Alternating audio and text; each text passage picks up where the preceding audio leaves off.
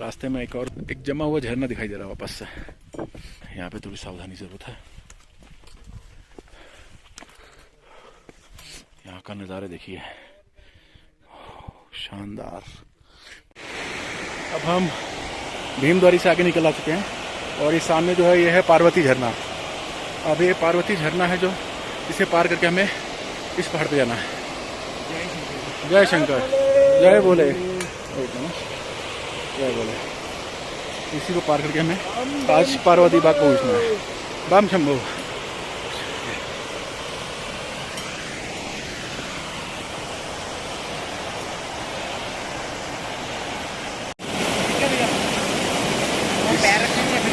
पार्वती झरने से बढ़कर हमें इस पहाड़ पे जाना है, इस पहाड़ की चोटी पे आगे, यहाँ से झरना दिखाई दे रहा है।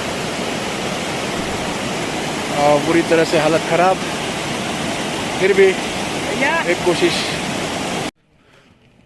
हम पार्वती बाग की तरफ बढ़ रहे हैं, जो मुश्किल से आधा किलोमीटर हो रहा है, लेकिन उसकी चढ़ाई इतनी तीखी है कि हमारी हालत पस्त हो गई है।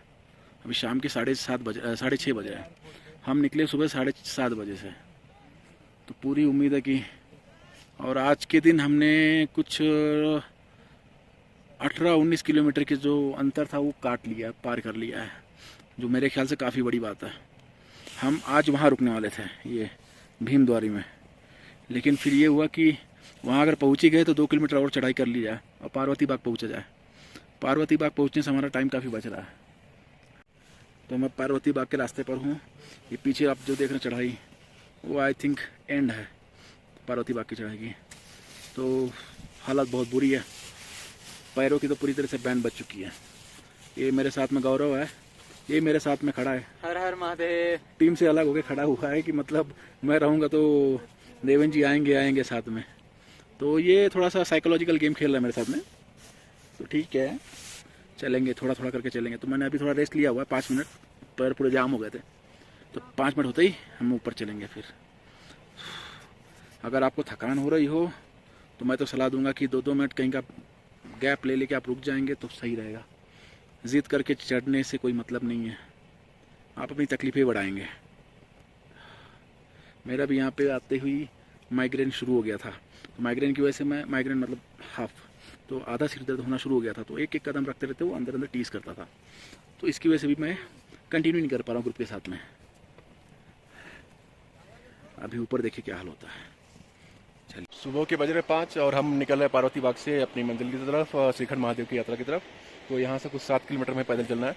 तो शुरुआती जो रास्ता है वो ऐसा पथरीला बोल्डर जोन है। तो ये रास्ता थोड़ा काफ़ी थका हुआ है और काफ़ी संभल के चलना पड़ेगा। उसके बाद से ग्लेशियर जोन आराम होगा। लास्ट के जो 2 किलोमीटर है वहाँ से ग्लेशियर्स होंगे, तो हम ग्लेशियर्स वगैरह पार करेंगे। और अभी देखिए आसपास का जो दृश्य है,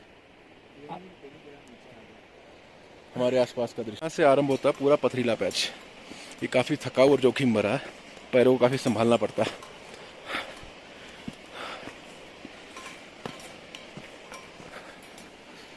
हमें उनके पार जाना है अभी, उन बादलों के पार, और सूरज निकल रहा है धीरे धीरे।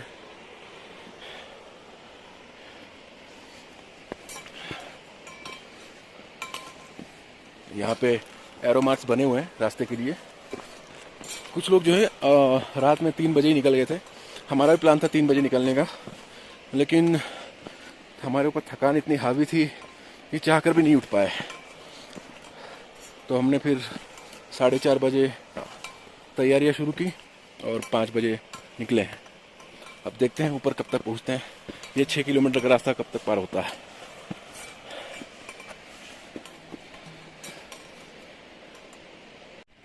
पार्वती बाग से निकलते ही ब्रह्म कमल जी का दर्शन हुआ है। यहाँ पे ये जो झाड़ियाँ देख रहे हैं आप, ये ब्रह्म कमल के हैं। और यहाँ पे पत्थरों के पीछे काफ़ी सारी झाड़ियाँ हैं। तो ब्रह्म कमल अभी पूरी तरह से खिले हुए नहीं है, कलियाँ हैं। तो आगे देखते हैं। ओम नमः शिवाय, ओम नमः शिवाय।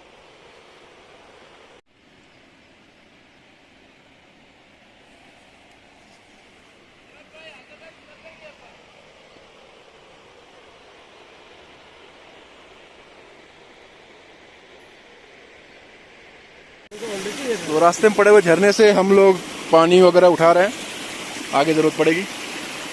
और जैसा कि माहौल हमें वहाँ जाना है। और इस बोल्डर जोन पे हमने शुरुआत ही की थी। ये शुरुआत करने में थोड़ा मौसम खुला और यहाँ पे दूर एक चट्टानों में एक खड़ी चट्टान दिखाई दे रही है। और मैं अगर गलत नहीं हूँ तो ये जो खड़ी चट्टान है श्रीखंड महादेव, इनके दर्शन अभी से हो गए। जय शिव शंकर। हमें एक जमा हुआ झरना पार करना है। यहाँ पे काफ़ी संभाल के कदम रखने पड़ेंगे।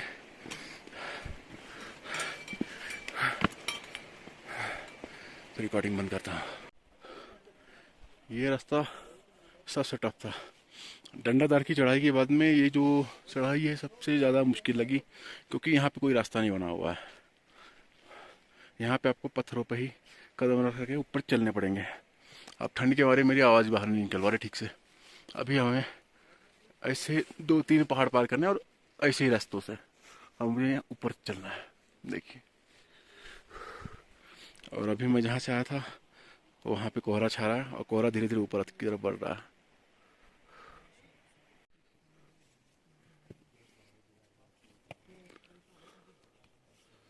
अभी हमें ये जो धुंधला सा पहाड़ दिखाई दे रहा है वहाँ जाना ऊपर। उसके बाद शायद 1-8 किलोमीटर आगे फिर नैन सरोवर आएगा। नैन सरोवर जिसे कहा जाता है कि माता पार्वती जी के आंसुओं से बना हुआ है। तो देखेंगे वहाँ की क्या हालत है। और आखिरकार हम पहुँचे हैं नैन सरोवर। यह है नैन सरोवर। हर हर महादेव। और यहाँ माता पार्वती जी का एक छोटा सा मंदिर है, हम दर्शन करते हैं। उसके बाद अपनी यात्रा का आरंभ करते हैं वापस। यहाँ से कितना किलोमीटर होगा अभी? मेरे ख्याल से 5 किलोमीटर होगा। और हमने 2 किलोमीटर पार किया, क्योंकि पार्वती बाग से 2 किलोमीटर था ना नैन सरोवर।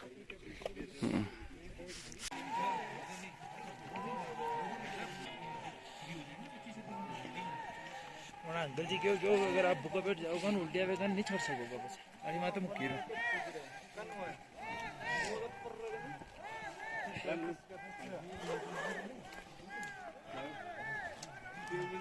फिलहाल पार्वती बाग में, और यहाँ पे हमने नैन सरोवर के दर्शन किए हुए हैं। और उसके बाद हम थोड़ा सा खाना वगैरह खा रहे हैं और फिर यहीं से हम आगे बढ़ जाएंगे। अब शायद यहाँ से 5 किलोमीटर बाकी है जी। चलो, जय शिव शंकर। एक बार और पार्वती जी के दर्शन। हर हर महादेव। हर हर। हमने अभी अभी नैन सरोवर पार किया है। ये सामने जो है ये नैन सरोवर है। नैन सरोवर जो है माता पार्वती जी के आंसुओं से निर्मित है, ऐसा कहा जाता है। जब शंकर जी ने भस्मासुर को वरदान दिया था कि वो जिसे भी स्पर्श करेगा वो भस्म हो जाएगा, तो भस्मासुर शंकर जी के ही पीछे पड़ गया था। तो शंकर जी यहाँ से अंतर्ध्यान हो गए, श्रीखंड कैलाश में पहुंच चुके थे और शिला के रूप में स्थापित हो गए थे। तो उनके अदृश्य होने के बाद से उनके वियोग में कहा जाता है कि माता पार्वती के आंसू यहाँ गिरे थे, उनसे सरोवर निर्माण हुआ था। फिर श्रीखंड महादेव की जो शिला के रूप में जो स्थापित थे शंकर जी, तब उन्हें बचाने के लिए आए थे विष्णु जी। तब विष्णु जी ने मोहिनी रूप धारण किया था, और मोहिनी रूप धारण करके फिर उन्होंने नृत्य किया और इसे जो भस्मासुर था, भस्मासुर को उन्होंने नृत्य करने पर मोहित कर दिया था, विवश कर दिया था। तब नृत्य के दौरान भस्मासुर मतलब मोहिनी जी ने एक हाथ अपने सिर पर रखा और भस्मासुर ने भी हाथ सिर पर रखा। इसी के साथ में भस्मासुर भस्म हो गया। तो कहते हैं वही जो खंडित जो प्रतिमा है, शिला है एक 75 फीट की, वही उसी में शिव जी का निवास है। जय भोले। मैं अभी नैन सरोवर से लगभग आधा किलोमीटर या 1 किलोमीटर ऊपर हूँ। पीछे नैन सरोवर दिखाई दे रहा है और यहाँ पे आने के बाद सांसें बुरी तरह फूल रही है। हम वहाँ नीचे से आए हैं। यहाँ पे कुछ ही मीटर चलने के बाद थोड़ा रुकना पड़ता है।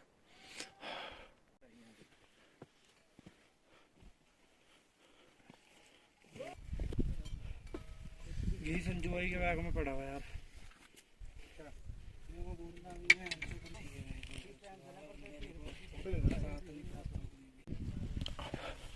रास्ते में एक और जमा हुआ झरना दिखाई दे रहा है वापस से। अब इसी को पार करना है, इसी ऊपर से चलते हुए। यहाँ पे थोड़ी सावधानी जरूरत है। यहाँ का नज़ारा देखिए, शानदार। मतलब विजिबिलिटी एकदम से ख़त्म हो गई है, ऐसा लग रहा है।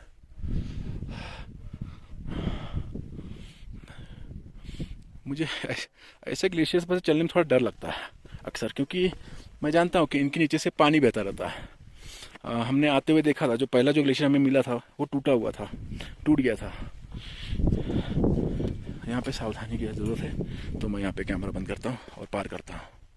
जय भोले, जय शंभू।